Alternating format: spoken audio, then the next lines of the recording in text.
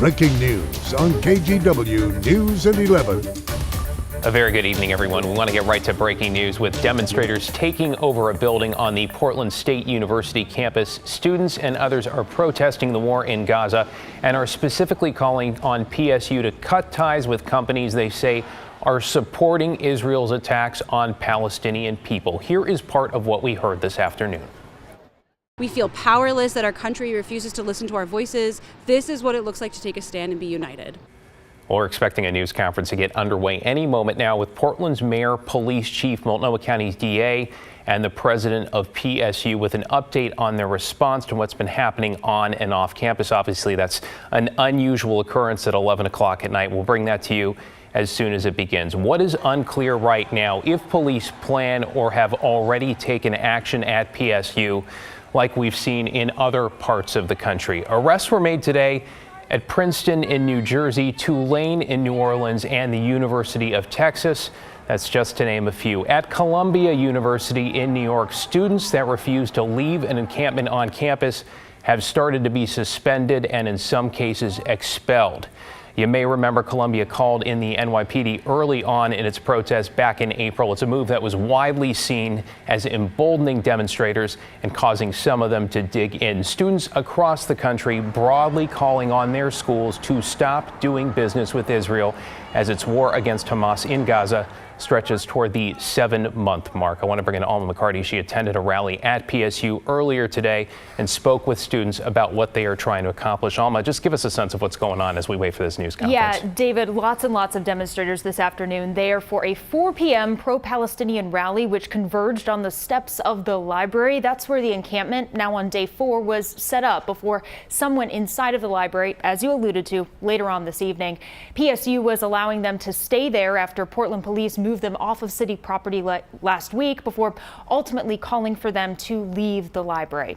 Now back to earlier this afternoon, many of the hundreds of on the PSU campus and park blocks were students and stayed peaceful while calling for an immediate ceasefire in Gaza. Their specific message to the university's administration: cut all ties with Boeing, which reportedly sold weapons to the Israeli military. The university agreed late last week to pause acceptance of gifts or grants from the aerospace company until students and faculty concerns can be heard more broadly in a moderated forum next month. But some believe a temporary fix and a conversation isn't enough. I spoke with 2 students, both Palestinian Americans, who are demanding lasting action. Every single university in Gaza is destroyed. Every single hospital is destroyed. Over 2 million people are displaced. At this point, we have nothing. There's nothing we can do other than this. And we are absolutely disappointed that our administration continues to fall back in courage and bravery, and that their students keep leading the way into a future that we should all be following. Nationwide, students continue protesting and camping out, calling for divestment from Israel, from the University of Oregon to the University of Washington. Now, not all students on these campuses agree with these demonstrations, and some say they don't feel safe. Our sister station in Seattle spoke with the co-president of the group Students Supporting Israel at the University of Washington. When that starts up, I do feel my heart pounding, and I'm very anxious. I do not feel safe on campus. I have been called names. I have been spit at. Now, the group PDX Hillel, which is a local organization that supports students, they are also condemning some of these instances where Jewish students feel intimidated due to displays and messages. But we'll have more on that later on. But for now, David, back to you. Thank you, Alma. Let's take you over to police headquarters, where I understand the mayor and PSU president and the police chief, Bob Day, they're gathering. I think that's Ann Cudd there, the president of PSU, about to start speaking. Let's listen in. On Friday, the protesters returned. Once again, the Portland police asked them to leave. When the park blocks closed, the protesters at that point relocated to the library portico. So they were there on Friday night. On Saturday morning, the Saturday Farmers Market, which I attend every week, I met with the protesters and talked to them. I asked them who they are. They said they were faculty, staff, and students, but also community members at that time. I asked them to please let us have access to the library open to vacate part of the portico. I felt that they should be able to make their points known at that point, and they agreed to that. So over the weekend, we did not take any immediate action against the encampment. We wanted to avoid escalating the situation. We asked that the protesters allow access to the library. However, by this morning, Monday morning, the encampment had grown and has resulted in much greater property damage and intimidation of our campus community. So given the growing health and safety risk to our campus community and interference with our university operations, this afternoon, we, the PSU leaders, asked the protesters to vacate the library portico. But then this evening, following a peaceful afternoon protest rally on the park blocks, a group of individuals broke into Miller Library, the main PSU library, and entered the building. Other protesters remained outside the building, blocking access. PSU Campus Public Safety Office was on the scene, but due to the size of the crowd, was unable to enter the building to apprehend the suspects. Portland State University supports free speech. That's what we're all about. And we know that this issue, the war in Gaza, is important to many individuals in our community. And emotions are running high. Many feel that the injustices are just too large to ignore. And I understand this, but I cannot condone or excuse breaking and entering. I cannot condone the property damage that has taken place at PSU's library. I've proven that I'm willing to entertain debate and discuss the demands of the protesters, but I would ask them now to choose to engage civilly on these issues rather than to resort to violence and property damage. PSU has requested now the assistance of Portland Police Bureau to remove the trespassers from the library.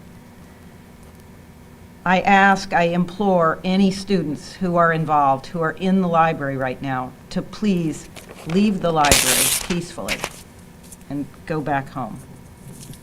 Thank you.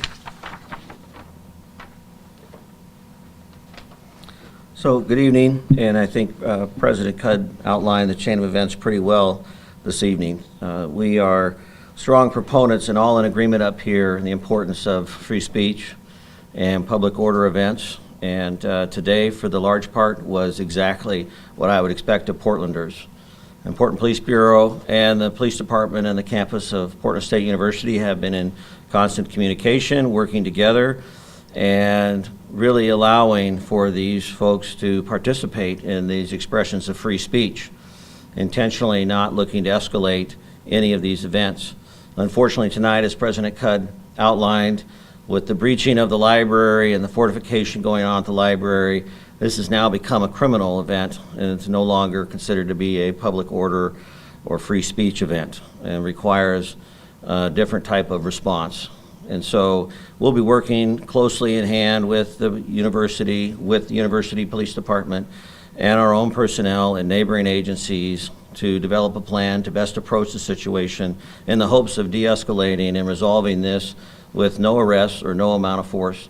I echo the President's comments that if you are available, interested, and listening at this time to resolve this issue safely and quickly, would be to just simply go home at this point and allow the Portland State to restart the classes and the things that are needed to make the university function. We're always open to conversation, the Portland Police Bureau, dialogue. We are constantly committed to working to protect everybody's First Amendment rights. That's important to us. I want to thank President Cudd, DA Schmidt, and the mayor for this unified approach on this late hour. I think it sends a very strong message to our community, our entire community. The expectation that we have for all of us, how we show up in these moments, is critical. And the behavior we're seeing right now, we cannot support as an effort to try and message in a way that's just really not consistent with the values of Portlanders. So I'm going to turn it over now to District Attorney Mike Schmidt. Thank you, Chief. Thank you, President Cudd and Mr. Mayor. Appreciate all coming together tonight on our unified approach. Like has already been discussed, I was disappointed to learn of the events taking place at PSU tonight. Our educational institutions deserve to be safe spaces and for our students and campuses to be able to function without fear or threats of intimidation or violence. While all of us up here are committed to working to protect freedom of speech, the actions taking place today with the occupation of the library have crossed the line into criminal behavior. I want to thank our law enforcement partners for their response and attention to this matter. They have my full support. I echo the Chief's directive to vacate the premises. Let me be clear, we will prosecute the cases. Pending review of evidence, of course, that is able to be collected, provided by law enforcement, I expect that felony charges could be filed depending on what evidence we gather, including burglary and felony criminal mischief, along with other potential misdemeanors. We'll review those cases as we receive them, and my office will be happy to provide updates on charges that we are able to issue. We've seen peaceful rallies and protests across the state and the country over the past few weeks, even today, earlier. And I encourage the people to peacefully make their voices heard.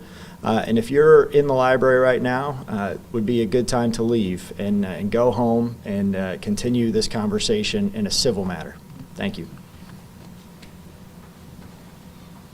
I don't have much to add that my colleagues here have already stated, but I want to make it clear that we're unified. Universities are set up with the understanding that people go there to explore the competition of ideas, and that's a noble purpose. But when people engage in criminal destruction and acts of violence, that is no longer the debate of ideas, and that is no longer peaceful protest. That is criminal activity. And what I hope the public hears, and what I hope the people in the library hear, is that we are unified. The university, the city, the county, the prosecutors, the police, we're all unified. And we will not allow acts of criminal destruction or violence to carry the day in our city. Thank you. We have time for a few questions if you have them. And just address who you are, and please remind us who you are, and then ask the question to who you'd like to speak to. Go ahead. Michael Russell from the Orange. I mean, do you guys have a sense of how many people are in the library right now? It'd be a really rough estimate. I'm going to put that number between 50 and 75, and knowing that I could be completely off on that, but that's basically what we're believing. Yes. Oh, sorry. On with the Portland Mercury, do you? I know you said you intend to sort of put an end to this. Do you have a timeline for when police might be on campus and trying to enter the library and get folks out?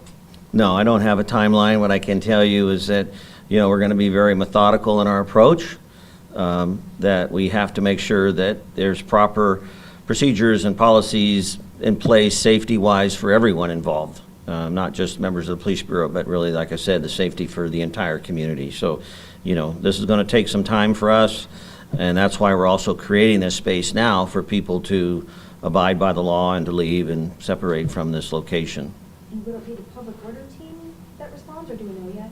No, it'll be members of the Portland Police Bureau in cooperation with members of Portland State University Police Department and security team. Can you describe the property damage? I'm not entirely familiar with the property damage. I know there's been some spray painting and things like that. Does anybody want to address that specifically or not? Do you have any thoughts? No. Yeah, mainly right now it's graffiti all over the front of the library, going up to a couple of different floors of the library on basically all sides. Plus, there has been quite a bit of graffiti on several other buildings as well. And may I ask a follow-up to that? Some Jewish students expressed concern about the Intifada spray paint and other various sayings like that. What would you have to say to them? Yeah, so we are, all of the things that are written on the library are pretty vile, and they're pretty inappropriate. That said, we don't take, we are viewpoint neutral when it comes to protest, signs on protest, on signs or something. But when it comes to writing things on our walls, then that in itself is destruction of property. Anyone else? Courtney, you have a follow-up? Can I? Courtney, give it the Mercury. I know the DA mentioned there could be felony charges, but how does that even work? I mean, do you have a sense of how many people are students versus, just sort of protesters and allies, or? All right, you've been watching a live news conference from Portland Police Headquarters with the Portland Police Chief, DA Mike Schmidt, Mayor Ted Wheeler, and also the president of Portland State University, Ann Cudd. They continue to take questions there. To briefly summarize, we've had 4 days of protests involving faculty, staff, and students, according to Ann Cudd, the PSU president there. Things escalated this morning, she said, when the encampment grew with property damage and intimidation. That is when Portland State asked the demonstrators to leave. This afternoon, they estimate a group of about 50 to 75 people broke into the library, which was closed today. Others remained outside, blocking access.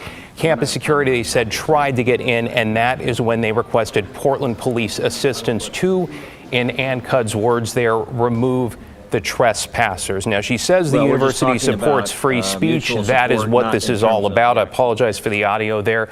But the police chief, the DA, the mayor, all saying this has made the transition from peaceful protest to a criminal event and criminal behavior. Chief Bob Day saying right now police are working on a plan to de-escalate. It appears that they took the unprecedented step of calling this joint news conference tonight, again, 11:15 in the evening, in part to reassure the community, and as in the mayor's words, they are all on the same page, but also to send a message to those involved, to plea with them to please come out peacefully so this does not escalate further. Stay with KGW for continuing coverage of the protests happening locally at Portland State. We will be monitoring the campus into the morning hours with the latest on Sunrise, plus updates available anytime at kgw.com and on the KGW app. We'll be right back.